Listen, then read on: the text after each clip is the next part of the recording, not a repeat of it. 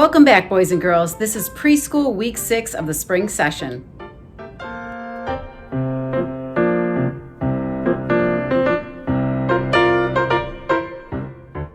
Our first activity for today is called Oldies But Goodies. And in this activity, we're going to take older games like War and Memory and Go Fish, and we're going to turn them into fun educational games. Okay, boys and girls, now we're going to do an activity called Oldies But Goodies. And parents, I'm really going to need your help for this activity because you have to figure out which math skill you're going to work on with your child.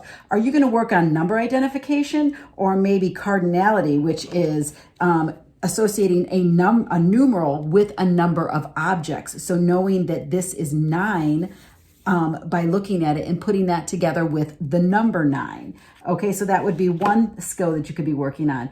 Or you could be working on making 5s or making 10s. How do you add two different things together to make 5s or make 10s? For example, this is 3, and then I would need to find a 7. 3 plus the 7 equals 10. So that's a making 10 activity.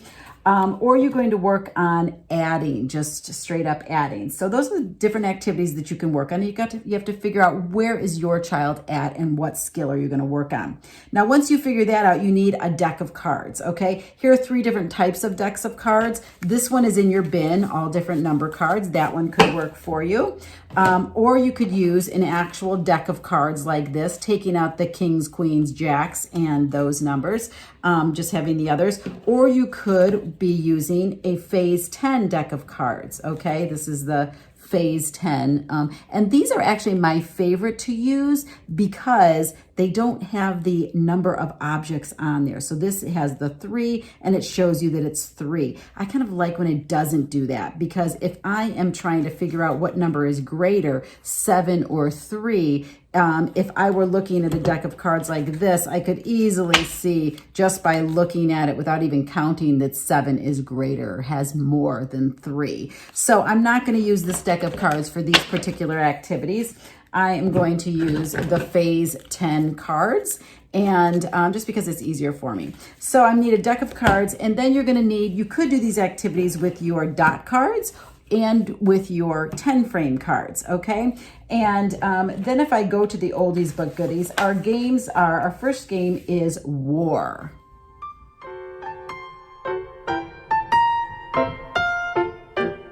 Okay, so here's 3 different versions on how we could play War, for example, okay? You can flip over the top card if you use your phase 10 cards, and you could say which one is greater. You could do a greater than, less than with this, and obviously 4 is greater. Or you can do it, the first person to add the 2 numbers together is the winner. Okay, so here we have a 4 and a 3, and 4 plus 3 is 7. I would get that and take that, and the first person out of cards wins.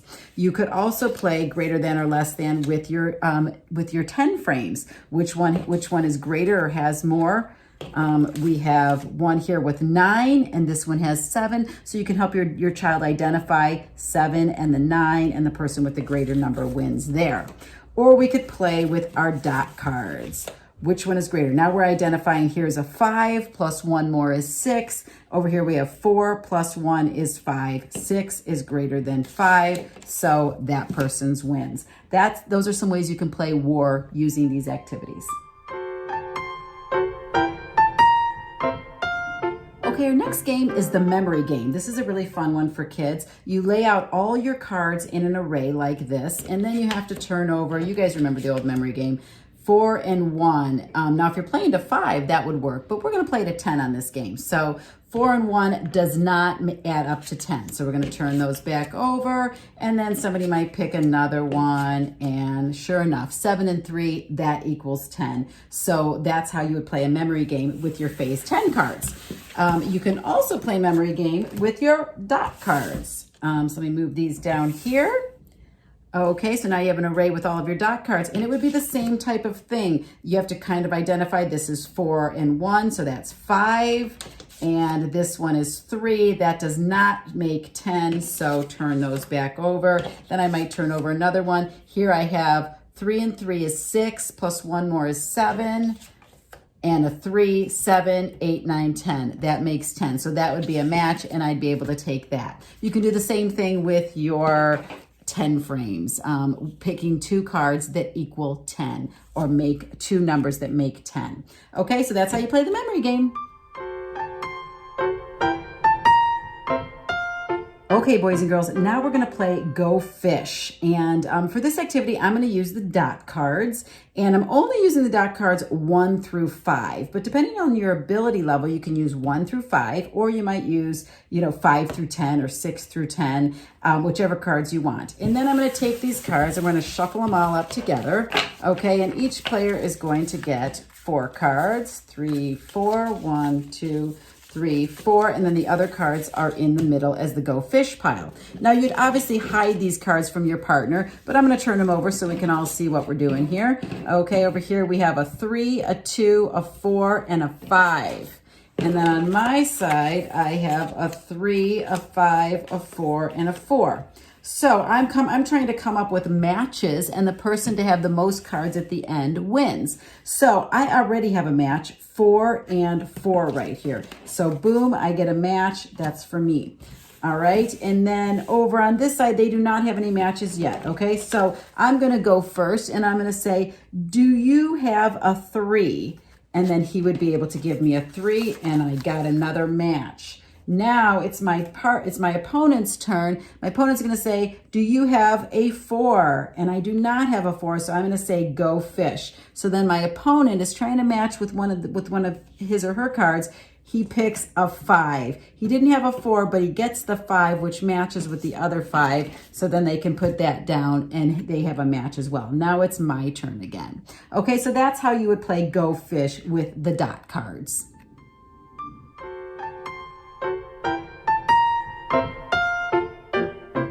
Okay, our next activity, boys and girls, is called 10 fish, and it's pretty much the way it sounds. It's like Go Fish, but now we're trying to make 10s.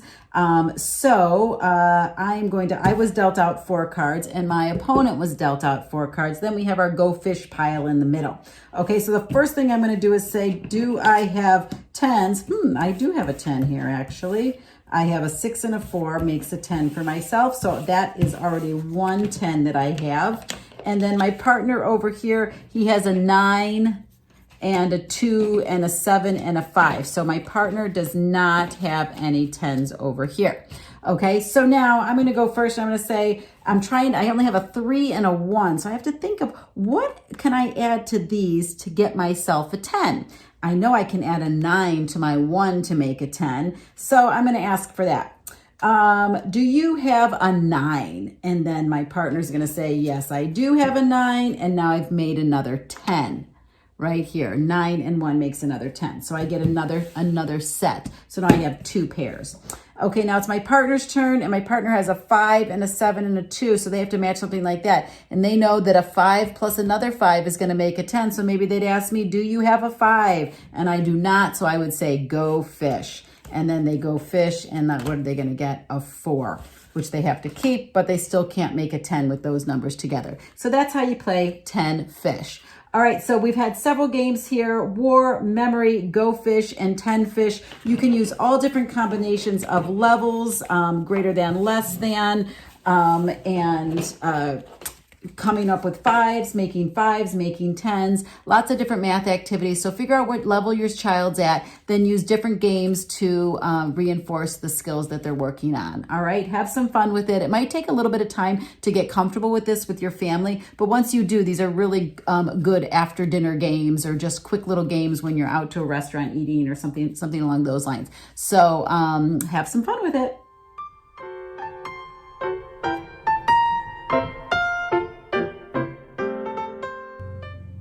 Okay, boys and girls, our next activity is called Number Hunt. And for this activity, you're going to need some of your dot cards, and you're also going to need some of your 10 frames. And you parents are going to go into your bin. There's the blue sticky tack. You can use that blue sticky tack to kind of stick these up on your wall in different areas. And I hope you'll get more creative than I've gotten back here. I just kind of stuck mine around for right now, but you can put them in different rooms, different places around the house, and make the kids run around and really look for them. And then what you're going to do is you're going to give your you're going to go into your bin and get these and give your child one of these number cards, and then have them run around the house and find the dot cards and the 10 frames that go with the number that they've selected. Now, if you want to make this activity a little bit more challenging, you certainly could. You can put up addition or even subtraction or even multiplication problems that would equal the number that they're trying to find. Now, I know we're in preschool, so we're not doing multiplication, but maybe some of the older brothers and sisters want to get in on this also, and you can put some cards up for them also. So really anything where the value or the total equals 3, or whatever the number that you've selected is going to work for this activity. Okay, so have some fun with it and get creative.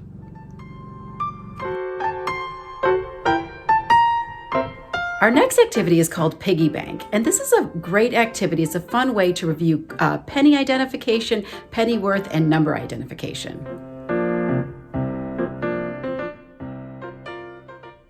Okay, boys and girls, our next activity is called Piggy Bank. So I need you to get out your dry erase boards, your dry erase marker, your little piggy that's attached to your homework sheet, and then all of your coins from inside your bin. All right, and the first thing I'm going to do is actually, parents, I'm going to have you write a number on the dry erase board. So for the first time, I'm going to write 3 cents. 3, and then, boys and girls, this is a cents sign. It's a backwards C with a line through it. That says 3 cents. So you want to find 3 cents, and you're going to put it in your piggy bank. 1, 2, 3. It's as easy as that, okay? Now, if you could do that easily, I'm going to challenge you with the next number. I want you to put 7 cents in your piggy bank, okay? So go ahead and do that now and see if you can put 7 cents in there. Did you do it with pennies? 1, 2, 3, 4, 5, 6, 7. Because that would be correct if you put 7 pennies in there, because pennies are each worth 1. So you have 1, 2, 3, 4, 5, 6, 7. So that's correct. But this nickel right here, if you're a little bit more advanced, maybe you chose to use your nickel. Your nickel is also worth 5 cents. So I could trade 5 of these pennies, 1, 2, 3, 4, 5, and trade those 5 pennies for my nickel, which is also worth 5. And then I can practice my counting on skill, which goes like this. 5, because that's already 5, 5, 6, 7. So that would be another way to make 7 cents in your piggy bank. So you can start with pennies, and then if you're good, you could add in your nickels. You could also add in 10 cents with your dimes, depending on how tricky you want to get on this activity. So have fun with it, and good luck practicing your coins.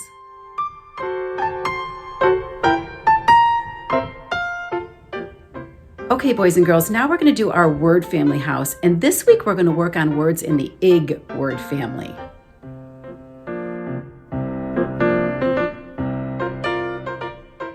Okay, boys and girls, now we're going to do words in the IG word family. So I need you to go get your word family houses. Now, you guys, the writing has been getting great. I love seeing all your different word family houses on our teacher talk times. But I want to see that this time you go to the end of the page. Challenge yourself and write as many words as you can. One thing that people are telling me is that they are writing the words right along with me on the video. So they're stopping the video and then they're writing the words. But I might only do 3 or 4 words up on the board here. Today I'm going to do more, so you can do them along with me, or you can do some of your own creative ones. Okay, so here we go. We're going to do IG word family. So I. What is that first letter we're looking for? The I.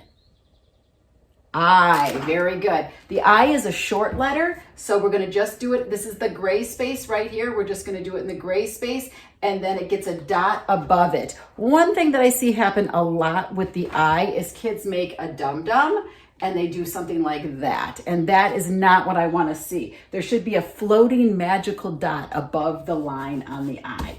Okay, so that is the I, and then we're going to do the G, which is the circle part is in the gray area, and then it goes down, straight down and into the basement, and it has a hook at the bottom. Make sure that you do that straight down line before you start to hook, okay? So that's IG.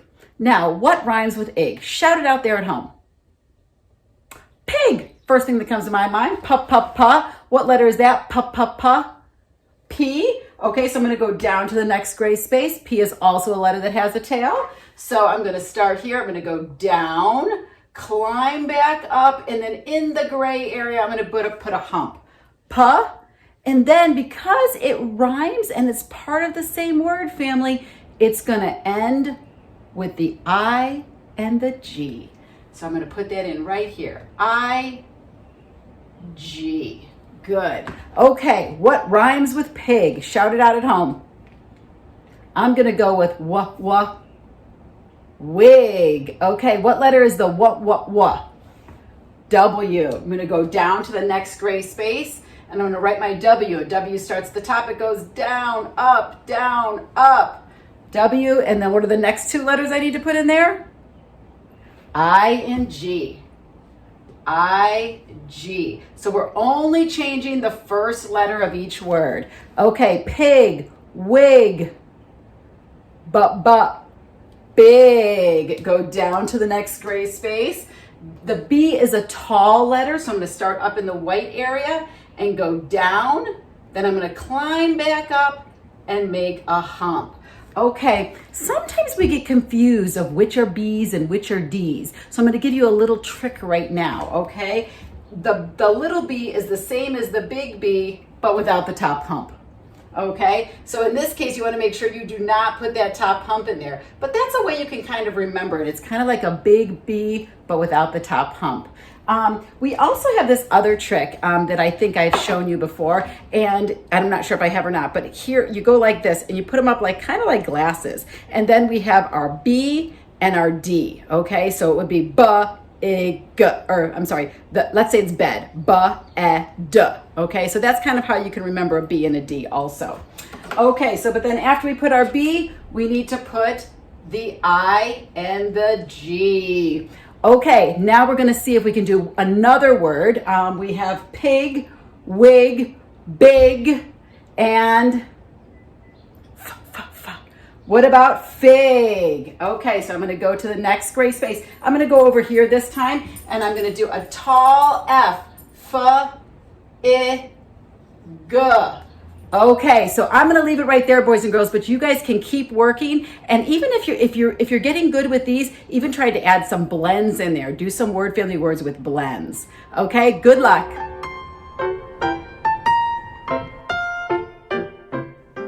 Our next activity is called Pig Pile, and this is a fun activity where kids get to change the first and last letter of the word to make a new word.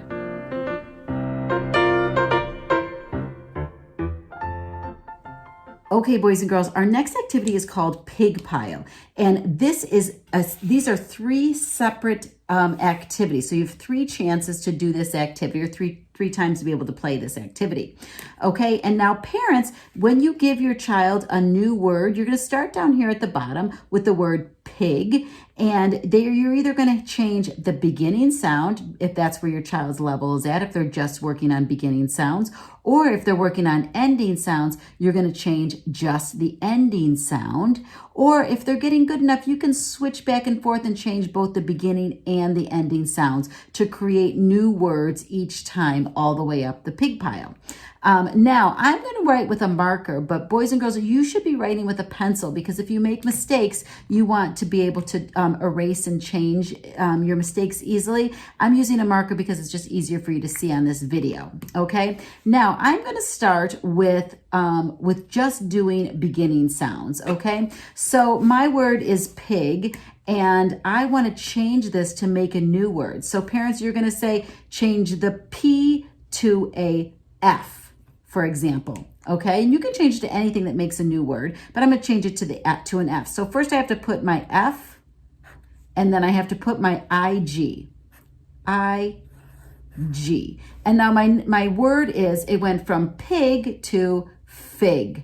All right, now I have to make another word up here, a different word up here. Can you think of something else that would rhyme with pig, fig, something else that would rhyme here, changing the beginning sound? What about big? So now I'm going to put a B and then my I and my G. And that's how you play. You just go right up the pig and change it. Now, maybe on this pig, you want to change the beginning sound. Maybe here you want to change the ending sound, and maybe over here you could mix it up and mix up your beginning and ending sounds to make new words each time you go up the pig. Okay, good luck.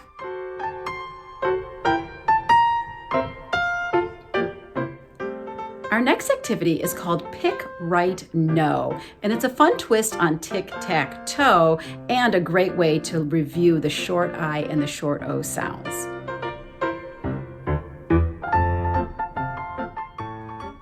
Okay, boys and girls, our next activity is called Pick, Right, Know, and this is very much like tic-tac-toe, but you're using letters. I'm going to use two different colored pencils for this activity, and player A is going to be I, and player B is going to be O. So instead of using X's and O's, you're using I and O. And I'm going to have player I go first, and you can pick anywhere you want. Just like tic-tac-toe, you've got to get 3 across, 3 down, or 3 at a diagonal. And you have to use your letter to put in the middle of the word in order to make a new word. So I'm going to start right here, and I'm going to put in my I because I'm player A, and my word is it, hit.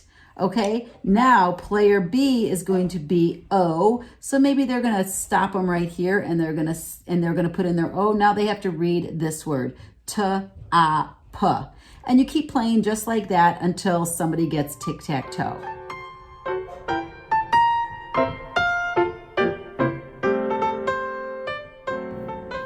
Okay, boys and girls, today our book is called Green Wilma, and this is a cute little story about a frog who pretends to be a person. Or is it a person who pretends to be a frog? I can't remember. You're going to have to read the book to find out. You can find the book as a read aloud on YouTube, or you can check it out of your local library. Okay, but when you're done reading the book, I want you to go to your homework packet and find these comprehension questions. I've made mine on some green paper, and I printed them out and cut them out and put them up on my wall using the blue sticky tack in your bin. And now I'm going to use my fly swatter, and I want you parents to let the kids use their fly swatter, and once they're up on the wall, they get to smack a fly and choose their own comprehension question, okay? These are going to be questions about the character, the setting, the plot, the solution, the problems, everything that's going on in the story. Ask different questions for them. So there's going to be some good comprehension questions in there.